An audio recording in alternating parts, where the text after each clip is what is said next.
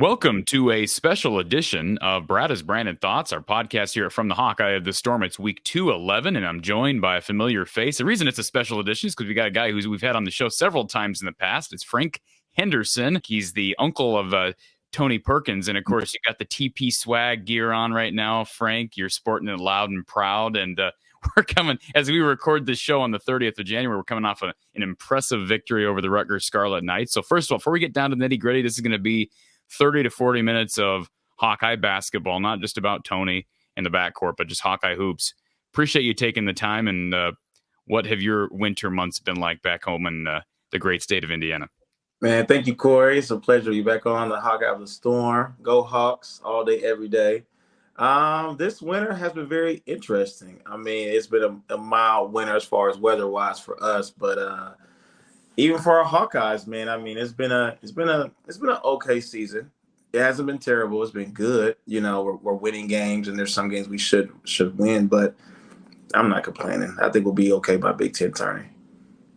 What's been your schedule? I mean, you and I have talked off the air a little bit, but I mean, like, how many games have you made it to? I know you're scheduled to go to the Purdue game and the Northwestern game. Thankfully, Iowa gets to play. Well, I shouldn't say thankfully, because you don't want to play Purdue on the road ever. No. But from a proximity standpoint, you're going to get to see Tony in person, Northwestern and Purdue. You've made it back to Iowa City how many times this season? I've been to Iowa City a record number 3 times in the first semester. You know, typically I go about twice a year. I go once first semester, second. I mean, you know, another time second semester. Typically Black and Gold Day, which I think is Illinois. This year I'm not attending that game, so I'll miss that game. So I might be done visiting Iowa this year, you know, but I'll catch a lot of road games though. As much as you probably miss your nephew and watching this team in person in Carver, the cold weather you're not a fan of. You and I were talking about that prior to the start of this show. So there's a difference. People don't realize there's a difference between Indiana cold and Iowa cold, and you've experienced that firsthand. Yeah, I'm like, what? Why is Iowa so cold? I mean, I know we're by Nebraska, we're by Minnesota, but it's like, God, is this Canada air? Like, what is this? Like, is this a different type of cold? You know? My guess is it's also hotter here when you get into the dead. I mean, it's just extreme here all year long, and I mean, I'm not giving Iowans anything new to mull over, but we're another probably month and a half at least of this, and then hopefully we can get some semi-spring weather before we snap into summer heat and humidity. So let's talk about Iowa hoops, Frank. The Hawkeyes coming off a 93-82 victory over Rutgers. How about a season sweep? Rutgers was, I mean, second place in the Big Ten prior to that game, and they've given up the most points they've given up all season to the Hawkeyes in their 2 losses to Iowa. Iowa's backcourt is in an interesting place right now. You've got emergence of Josh Dix. You've got Aaron Ulis playing the best ball of his young career. I say young career. He's a junior now. And then you got Tony, who had a big game against Maryland. He's gone through some struggles here, but he put up 11 and 7 against Rutgers. And we always hear guards win championships. I know you're biased towards TP, but can you give me an idea where you stand? What are your thoughts on this developing backcourt that Fran McCaffrey has going here and heading into the month of February?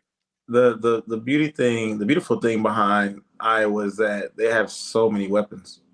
Like, I don't think Iowa or anybody else in the Big Ten is as deep as Iowa goes. You know, I think when you look at Purdue, they have Bailey, they have Edey, they have a couple strong guys, probably a good strong starting 5. But as far as Iowa tapping into their bench and guys being ready to play, like Josh Dix, Peyton, of course, Patrick coming back, I think we're set to almost repeat the Big Ten title. And I'm speaking very strong on that because, again, when it comes to the Big Ten and how you line up the schedule, I think Iowa can definitely showcase their talents. And that was one of our biggest favors of last year's Big Ten was the day who we matched up. I think we played Rutgers first. No, we played Northwestern first. Northwestern, Rutgers, Indiana, Purdue. Indiana. Mind you, it's all about seeding when it comes to Big Ten. Playing Northwestern got us warmed up. Rutgers got us going. IU is personal. You know, once we got to Purdue, we knew it was ours. So, again, I think we're in that same situation we were in last year, minus Keegan Murray, but we got Chris Murray, who's definitely a star player. I think we'll be okay. I think this season is going to be a great season for us. So you mentioned Northwestern. I mean, now with the victory over Rutgers on Sunday, Northwestern is now alone in second place in the Big Ten Conference. How about this? So Iowa beating the second place team on Sunday. I know I believe they were in a tie prior to that game, but now you get Northwestern, who this game was postponed from a week and a half ago due to a COVID issue with the Wildcats program. They appear to be healthy. I don't know full strength, but they are healthy now, at least to the extent that they're going to be able to suit up and come to Iowa City on Tuesday. This is a quick turnaround for Iowa, quickest you're going to see basically all year besides tournament play. And of course, they did play in that 2-day tournament down in Florida. Your experience, you're a former D1 athlete, your experience with these quick turnarounds, and you've also done some AAU coaching. Quick turnarounds, that's a whole different animal for a coach and for players. How do you deal with that? As long as nobody's hurt, nobody's injured, nobody's hurt, we're not having any nagging injuries. I think Patrick coming back and getting his feet wet the last game was huge. And to your point about Rutgers, if we look statistically, Rutgers, I think, is the lowest scoring Big Ten team, average scoring Big Ten team, but they also have the best defense, I guess, or holds the team to the best. But hey, pretty close. It's somewhere around there. But again, if you're not putting points on the board, you're not going to win games. That's just something they got to work towards and get through. But back to our comment, your question. Patrick McCaffrey returning will be our biggest X factor because A, he's another scorer. B, he's long, he's 6'7", defensive presence, another guy to rebound. So I think we'll be good against Northwestern with the turnaround. Northwestern's a weird one. I mean, they lost a lot last year. They lost pieces to me. I lost Pete Nance. Yeah. They lost a guy to Duke, and they lost a guy to North Carolina. And here they are in second place of the Big Ten Conference. So this is a weird situation with the transfer portal and Chris Collins. I mean, his job, you could argue his job was on the line. Him and Fred Hoiberg both, and I wish the best for Fred. His season, I mean, Nebraska, certainly his standing as Nebraska head coach, I think is still very much up in the air. But Chris Collins has done a tremendous job with this somewhat green roster. And I mean, Iowa, they have traditionally played well against Chris Collins coach teams. Domination is not even enough to describe what they did in the tournament against Northwestern last year. But it's just amazing. We're in a stretch right now with the 3 straight games. We're talking Rutgers, Northwestern, and Illinois. They're 3 home games. You could argue Iowa's season hangs in the balance here, Frank, because heading into the Rutgers game, they're back under 500. I know Mike DeCourcy of Fox Sports had Iowa as an 11 seed. Joe Lunardi, I think, is a little bit higher on the Hawks. Where do you see Iowa as it relates to tournament play, tournament seeding, the bubble right now, and how important are these next couple of games? They're very important. I mean, I think starting off with a win against Illinois is going to really dictate the rest of the season. I mean, I think Iowa and Illinois is a rivalry game, and I saw Illinois play right before Iowa did back at the Garden when Iowa played Duke. And Illinois look tough, man. They are a hard-nosed team. They're a fighting team, just like Iowa. I mean, we're hard-nosed and we're not going to give up. We're going to fight until the end. So I think this Saturday will almost be like a bloodbath. I mean, it's going to dictate who's going to be the more physical team, who's going to be more resilient, who's going to spark at the right time. I think having, Josh Dix come in, hit a couple of threes. Aaron Ulis is playing at the top of his game right now. Tony's going to step his game up for sure. Connor, it's going to be a collective battle between these teams. But starting off with Illinois will kind of lead us into, I think we play Northwestern again at Northwestern, and then we go into playing Purdue. And Purdue is going to be one of those games to where I think Fran's going to really test and see, okay, where's this team at as far as being disciplined and knocking down shots, hitting free throws, doing everything that's right, taking charges. So starting off with, again, Northwestern, we can't take them lightly because they hold the ranks right now. But then again, we'll be tested and he'll see exactly where he's at come Illinois and then Purdue.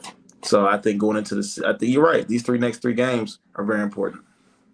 And holding serve at home in this conference is just so hard to play on the road and to win on the road. And Purdue, I mean, I said this before we jumped on here. I did not expect Zach Edey to be this good. He was good last year. He was good the year before that. But, I mean, his maturation physically and his ability to stay on the court for longer periods of time, and he is skilled. I mean, he's not just a big dude.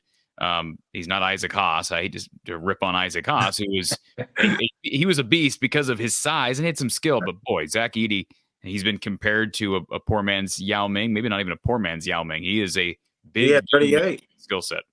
He had 38, I think, last game. Wasn't I think 38 and 13? I mean, those are big time stats. I mean, I think for Zach Edey is the confidence. Remember the Big Ten pre-conference show they had when, each coach can take a player or two to the Big Ten Chicago? Purdue only came with one player, and they came with who? I'm assuming Edey. That was it. So that tells you everything. Everything's going to flow through Edey. Edey's going to touch the first time coming down the court. Edey's the go-to guy. So if your coach says, hey, I'm only taking you to this pregame conference, that lets you know, hey, it's your time to shine. Because, again, you had Ivy, you had Hunter, you had Williams, terrific ball players, and now it's your time. So that lets you know right there what Painter's up to. So Edey is at the full confidence. His team is surrounding him with shooters and role players. So Purdue is rolling right now. But, again, it's Edey's time. I think right now Edey is probably I would say best player in the Big Ten right now. This is about the time of year last year, Frank, where Iowa started to round into form. And, of course, they capped off a terrific run with a win over Purdue in the Big Ten tournament. Mm-hmm. The question has been asked, can Iowa get that rhythm again? Of course, you're down. I mean, this is a different-looking team without Joe Toussaint, without Keegan Murray, without Jordan Bohannon.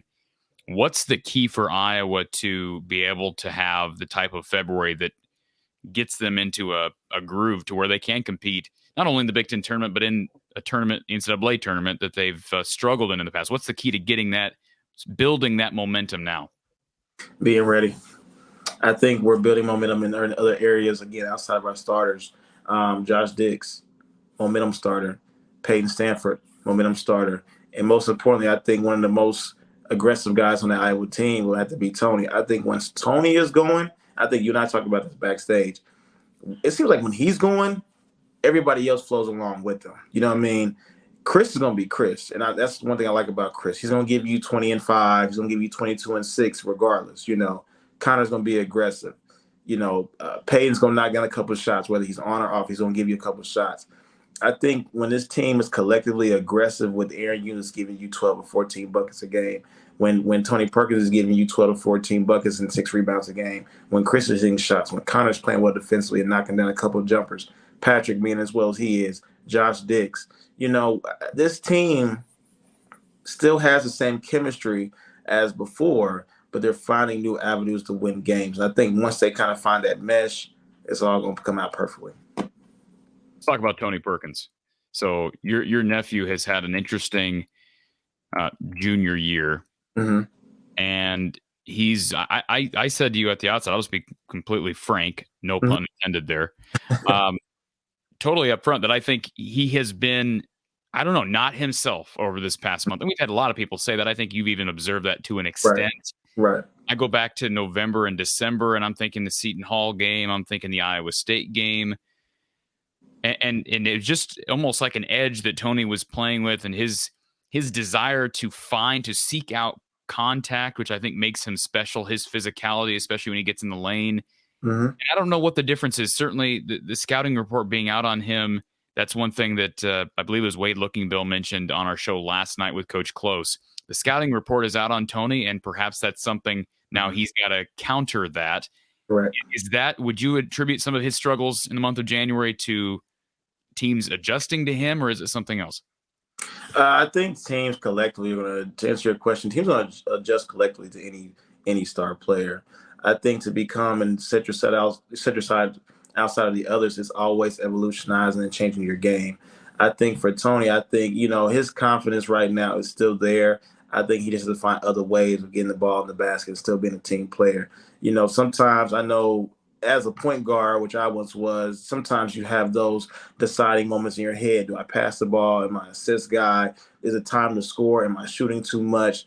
And right there, those 4 questions I just asked myself is the problem. You're thinking too much. I think sometimes go out there and play your game and give it all you can on the floor each and every night will determine how the outcome is going to be. I think the game where he had was at 22, was that Maryland? Yes, 22 at home against Maryland. 22 at home against Maryland. having a game like that to where he flourished. I mean, fast break buckets, mid-range jumpers, getting to the basket, being aggressive, getting the foul and ones, being consistent day in, day out. You have to find your rhythm, and then every game's not going to be the same. You might not get, 5-6 baskets in the paint. Sometimes you might have to knock down 1 or 2 threes, get your shot going, get to the paint, get your mid-range going. You got to be an all-around player and be an all-around killer. But I think as the season goes on, we'll see some of the old TP we've been seeing. And make sure you get that merch. When he gets some 22, make sure you get the merch. That merch. And I'll tell you this, to support the claim that Tony has gone through some struggles here prior to Sunday's performance against Rutgers, where he did put up 11 and 7. I think at least 6 of those points came from the free throw line. I think that's of note, but that also indicates he's being aggressive, which is a good sign. But prior to that game, he had been in single figures for the previous 5 games. The one exception was that Maryland game where he looked like his old self. So it's in him. And as you mentioned Josh Dix, I mean, that guy, he just seems to be steady Eddie. He's going to make open threes. He's got good handles for being, I think, more of an off guard than a point. Right. And you pair him with, as you mentioned, Peyton Sandfort when he's hot, and now you have Aaron Ulis playing well.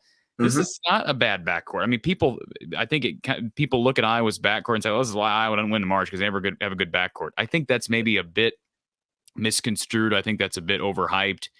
How good can Iowa's backcourt be if all of those guys, and again, I'm talking Aaron Ulis, Tony Perkins, certainly Josh Dix now, how good can they be with all of those guys playing their best? Best team in the Big Ten. We're neck and neck right there with Purdue. And in my opinion, because again, no matter how the game starts, Fran, I think collectively for the past 4 or 5 games, had at least 3 or 4 different lineups that finish each game. We don't see how we once saw when Garza was playing, when we had Bohannon, Wieskamp, Garza, Nunji finishing the game from start to finish. Now we're seeing our normal starting 5 with Tony and Aaron and Connor come into the game. We're seeing Josh Dix and Peyton in the lineup to come the last 2 minutes in a tight game. That contributes on how good your team is, and that contributes on how good your backcourt is. Again, with Patrick coming back, I mean, again, they're going to be, the sky's the limit. So again, I'm still hopeful. I'm still faithful that Iowa will pull through come Big Ten 30 time. And I didn't mention, one guy I didn't mention is Desante Bowen, who, by the way, is going to be really good. I think he's going through some struggles. And that's normal for a freshman. He's going to be the real deal. He is the real deal. Yes. I want to ask you about Aaron Ulis, Frank, because Aaron came in during the same class as Tony, and you and I have had conversations off the air about that class that everybody ripped on. We're talking Keegan Murray, Chris Murray, Aaron Ulis, and all of a sudden, you got one of those guys he's a lottery pick for the Sacramento Kings. He's a starter for the Kings. He's maybe the rookie of the year in the NBA. And then you've got Chris, who's, I think, going to be a first-round draft pick this next spring. I really do believe that. Yeah. Tony, who's starting, Aaron, who's starting, and Aaron, who's really emerging now. That class is just a fascinating, phenomenal story, to take a word out of the Fran McCaffrey handbook. But talk about Aaron Ulis, Frank, and his relationship with Tony, and how happy are you for him now that he's emerging on offense? I'm extremely excited for Aaron, man. I love the way he's playing. He's playing with the attitude of there's no reins to hold him back.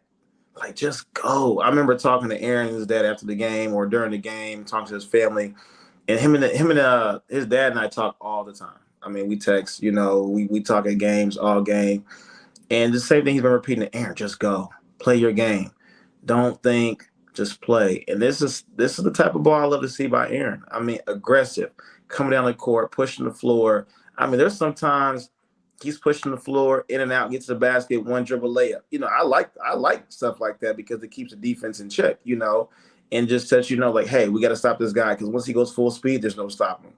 Same thing with Tony. When he's in full speed in transition, you might get a dunk or whatever, or a kick out to a 3 for Chris or Peyton. And I love that type of offense. I love fast break, pushing the ball, pushing the tempo, changing the tempo. And that's what Aaron Ulis brings. He changes the tempo for us, And I like his energy right now. I think, and to your question about this class, again, you got Keegan, got drafted last year. You got Chris going to the pros this year. You may have 1 or 2 guys going in the next 2 years out of that class as well. again, like I talked about backstage, this might be Fran's one of his top 5 all-time classes. I think the class of 2020 is one of his best classes bringing into Iowa. And the most underrated. One thing I was really impressed with Aaron after the Michigan game, I looked back and I thought to me, what happened in that game was he took it upon himself to be a lockdown defender. Yeah. And, you look at Michigan State's backcourt, maybe the best in the Big Ten, probably the best in the Big Ten. Tyson Walker, he's a gamer. Yeah. And Aaron Ulis took it upon himself to defend him, lock him down, and deny him the ball. Yep. And I know he played well against Ohio State as well. I know he struggles with turnovers at times. That's still a bugaboo at times for Aaron. But to me, it seemed like that's what helped him to emerge in the offensive end, get him some confidence. And I just can't help but think, Frank, and you tell me if you think I'm wrong, I've had people ask me, who is Iowa's lockdown defender? Like, they don't have a lockdown defender. Why can't Fran recruit that guy who is just, he's in there to lock the other team's best player down? And I can't help but think Tony can be that guy. Yeah. I mean, he has the athleticism. He's 6'4", but he's long. Dude's got some of the longest arms I've seen. 6'2", Big Ten guard ever. And he's got the athleticism. He's shown the ability to defend, be an on-ball defender to that level. And you just wonder, could that be a way for Tony to kind of just stop thinking about offense? I'm not saying you're going to not play on the other side of the court, of course, but if you can just go in the game thinking, I'm going to play against the best player here on the other team, I'm going to lock him down whether he's got the ball or not, could that be a spark that he can translate into more opportunities on offense?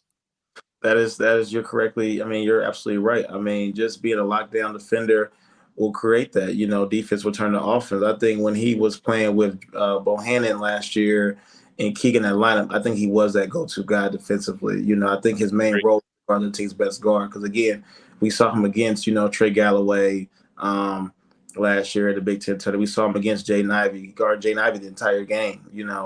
Even when they played Richmond, I think he guarded Richmond's best guy, coming NCAA tournament. He could be that guy. I think now, again, he has to translate to where, okay, I was that guy last year and I can defer to Keegan. I can defer to Bohannon for the long jumper and scoring, and also Chris coming in giving great minutes. I think now he has to understand, okay, I can still be that defensive guy, but also be an offensive monster as well. I think that's just a step up he has to just go ahead and take over and just kind of add that to his game, But again, everybody's coming with him. Aaron's playing well. Josh Dixon's playing well. You got DeSante there. If he's whenever you need him, he's ready. But I think Fran ultimately has his guys ready, all the way around. But Tony can be that defender that once he puts his mind to it, he can do it. And, of course, we didn't mention Connor McCaffrey. His jump shot is almost freakishly improved. And I use the word freakishly because of a brush up with Southeast Louisiana. Was he a staff member? Do you remember this? Remember the incident last year where the staff member called Connor McCaffrey a freak on social media? Do you remember that, Frank? I remember hearing something about it, but I don't think I dove too much. A little bit of a scuffle. So I think of Connor McCaffrey, I think it's an endearing term to call him a freak, but he is freakishly better from three.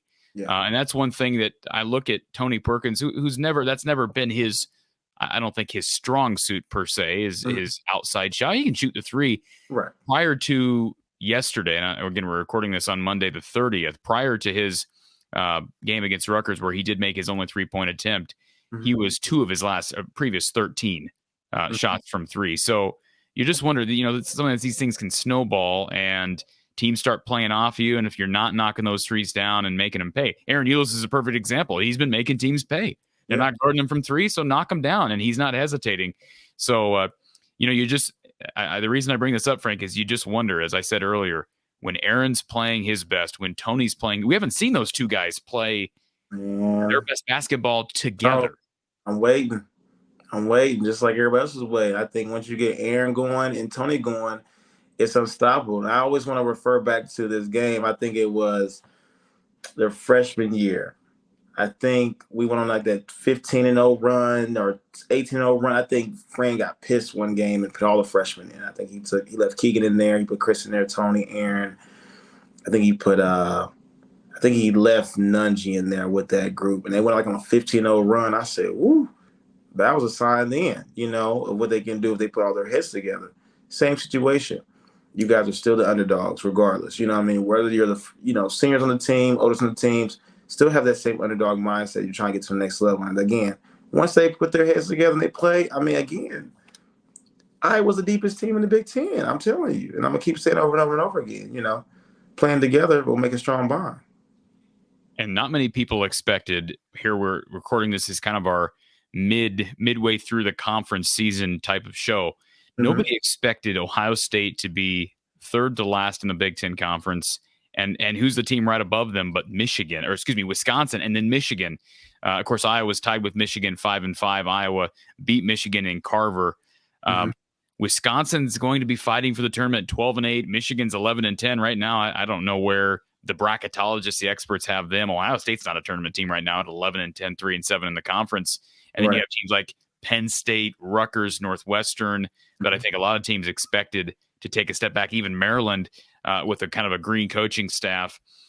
It's going to be a photo finish because I checked at one point last month, Frank, and Joe Lunardi had 5 Big Ten teams in his bubble, which is just startling to think about. You could have as many as, I would assume that would be 11 teams, as many as 11 in, and as few as 6 in. Am I doing the math right on that?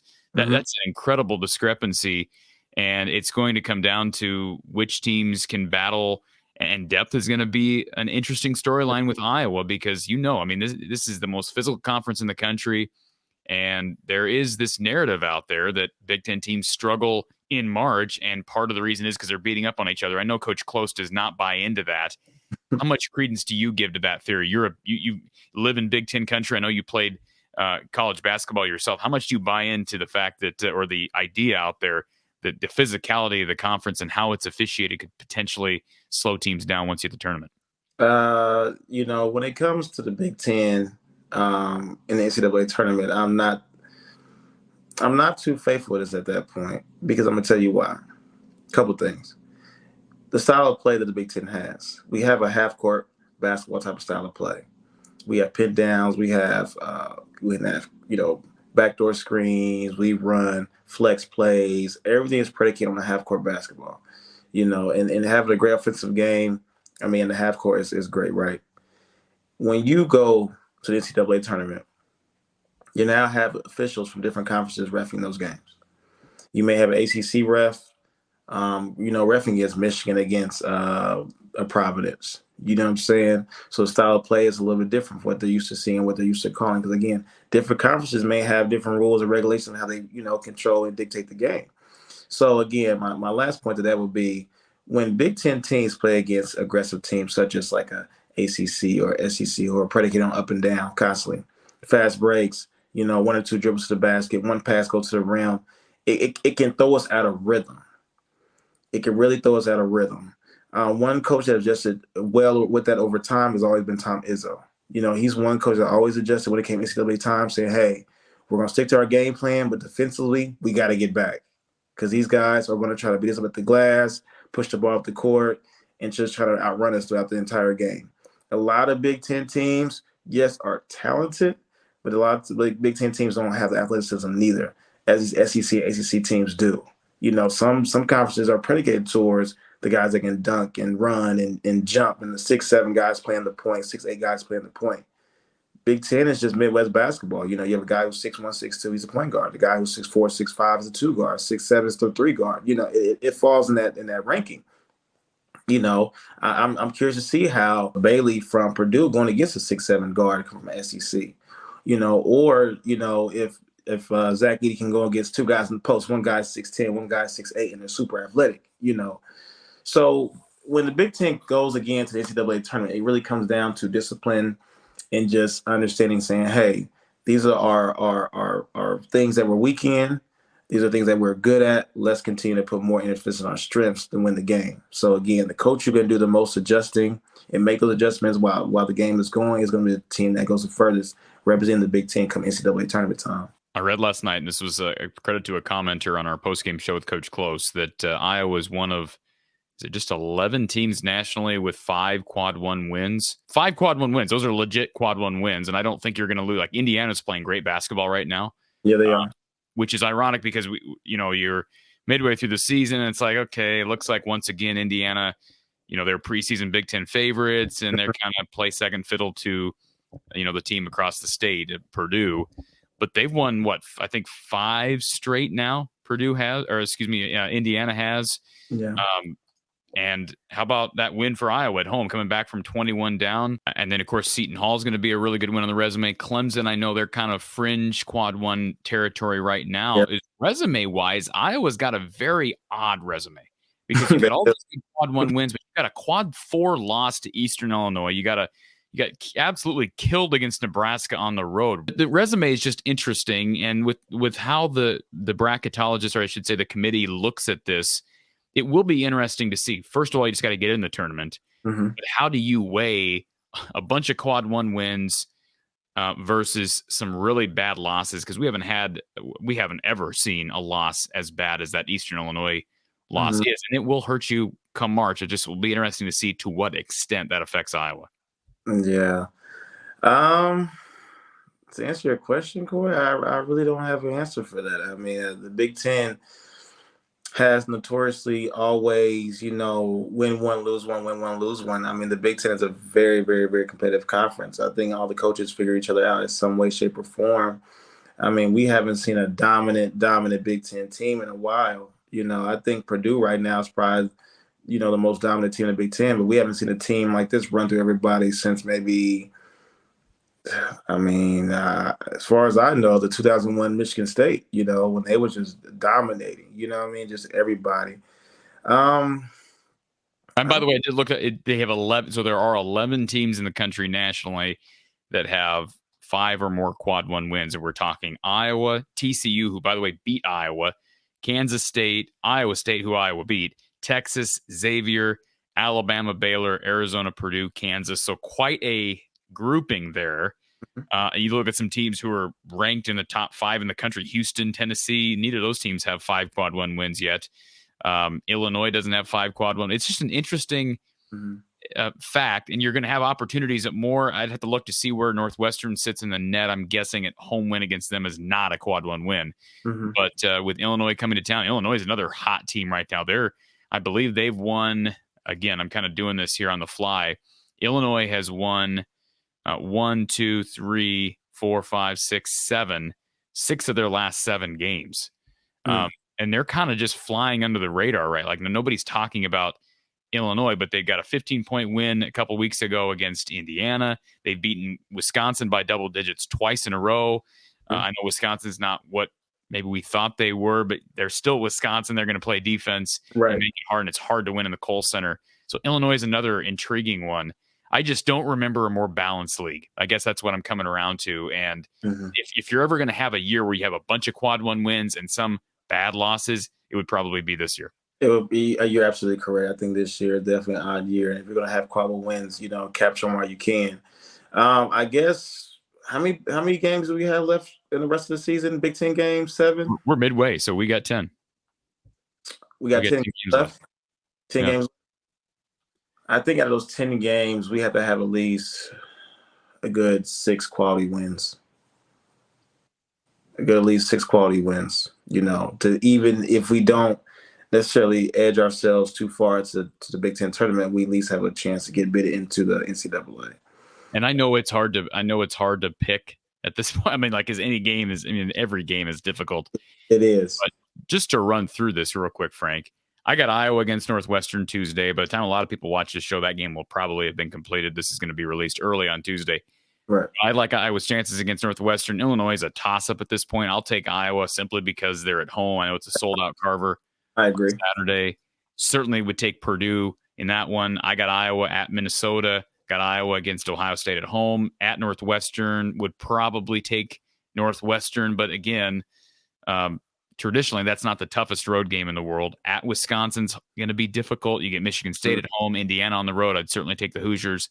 And then Nebraska back at home. I don't have any reason, if they're 5-5 right now, I think the schedule shapes up to where they can be over 500, and I think that's all you need to be. I don't know if 10-10. I know Wade Looking Bill on our show last night made a comment that he believes Iowa at 10-10, as long as you don't, drop your drawers in the first round of the Big Ten tournament, you're probably Right. going to get in. Yeah. But 10-10 to me, you got to get 11-9 to feel comfortable. That's regardless of who you're beating. I think 11-9 with Iowa's resume does it. Anything under 500 makes me think they're going to have to win some in the conference tournament to get in.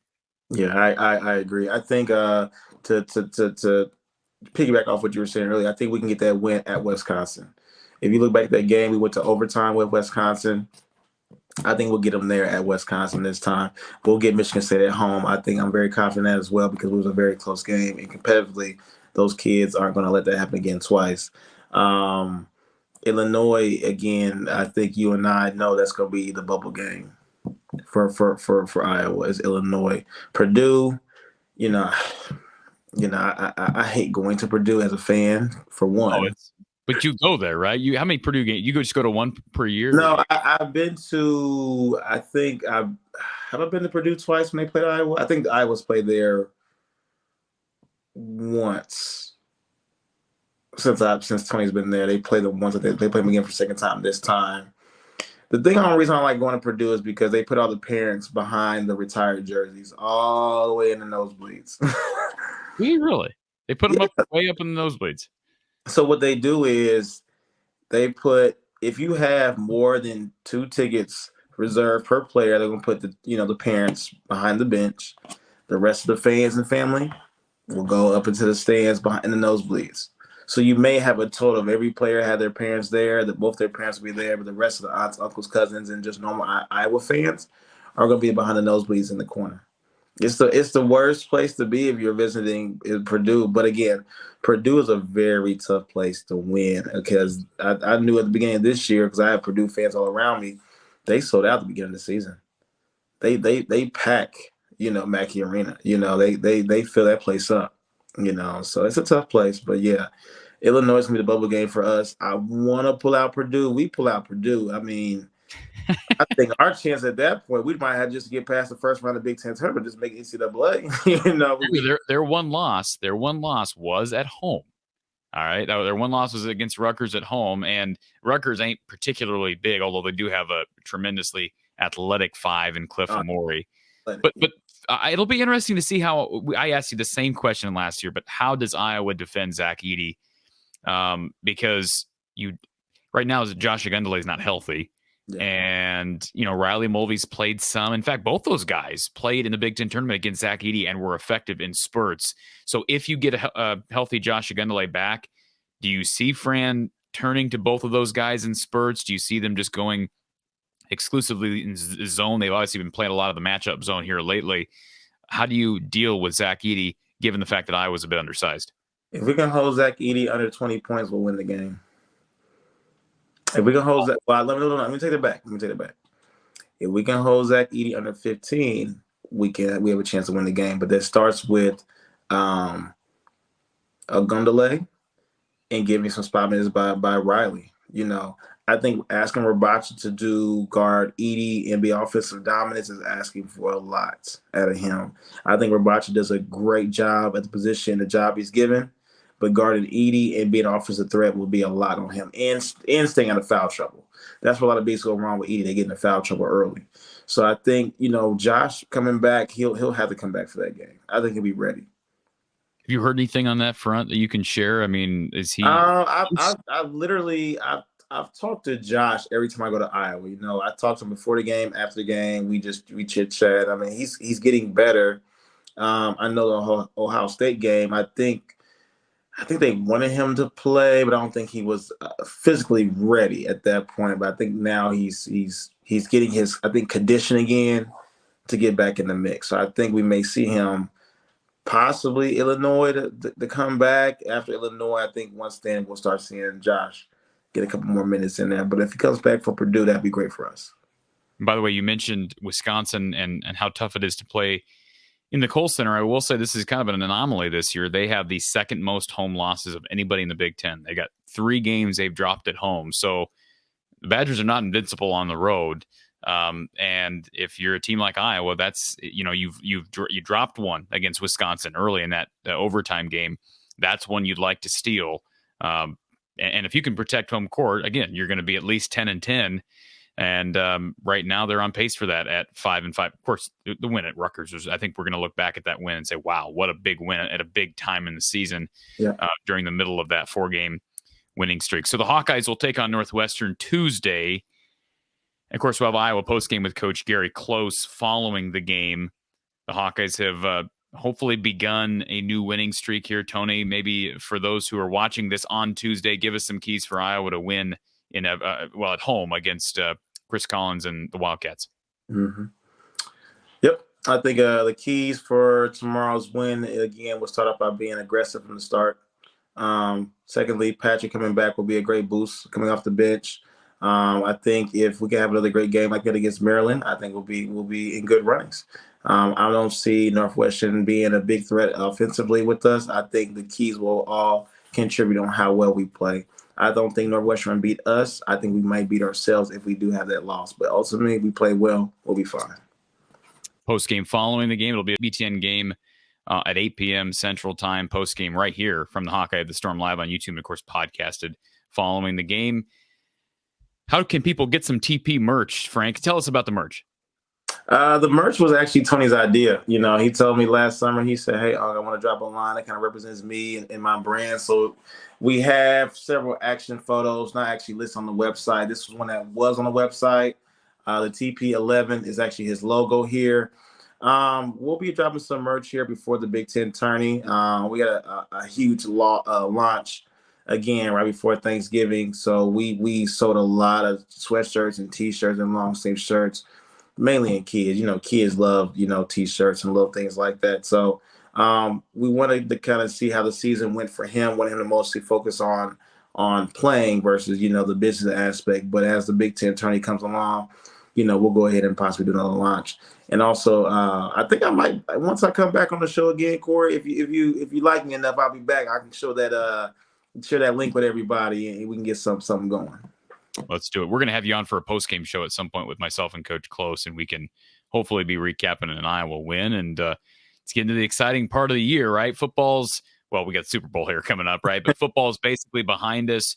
And then once we hit late February into March, it's college basketball. Yes. It's just sustained us into a long, dull period where you got nothing but baseball, a little bit of NBA hoops still going on. But this next month, the next 10 games, the regular season, and then conference tournaments and the NCAA tournament should be fun. Frank, appreciate you taking the time as always, and you're welcome back here anytime. Thank you, Corey. Love to be here, man. Like to do it again here soon. Thank you. All right, folks, for Frank Henderson, I'm Corey Brada from the Hawkeye of the Storm. Be with us Tuesday night following Iowa Northwestern for Iowa postgame with Coach Gary Close.